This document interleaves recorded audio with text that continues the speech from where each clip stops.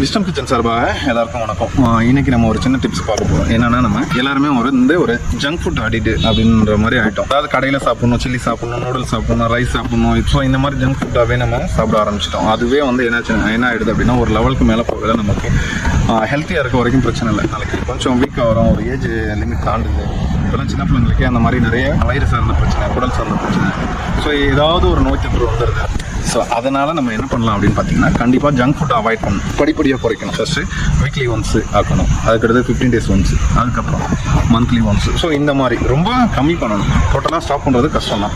எதுவாக இருந்தாலும் வீட்டில் பண்ணி கொடுக்கலாம். இந்த மாதிரி சாஸு லைக் அஜினோமோட்டோ இந்த மாதிரி யூஸ் பண்ணுறது அவாய்ட் பண்ணணும் அப்படின்னா நம்ம வீட்லேயே பண்ணி கொடுக்கலாம். வீட்டில் என்ன டேஸ்ட்டு, ஸோ அதுக்கு நியர்பையாக என்ன ஆட் பண்ண முடியும், கெமிக்கல் ஆட் பண்ணாமல் முடிஞ்ச அளவு அந்த மாதிரி நம்ம பிள்ளைங்களுக்கு பண்ணி கொடுக்கலாம். அந்த மாதிரி பண்ணி கொடுத்தோம் அப்படின்னா இந்த ஹேபிட் மாறிடும். ஸோ ஹெல்த்தி ஹேபிட் அவங்களுக்கு மைண்டில் சேஞ்ச் ஆச்சு அப்படின்னா அவங்களோட ஹெல்த்தும் நல்லாயிருக்கும், லைஃப்பும் நல்லாயிருக்கும்.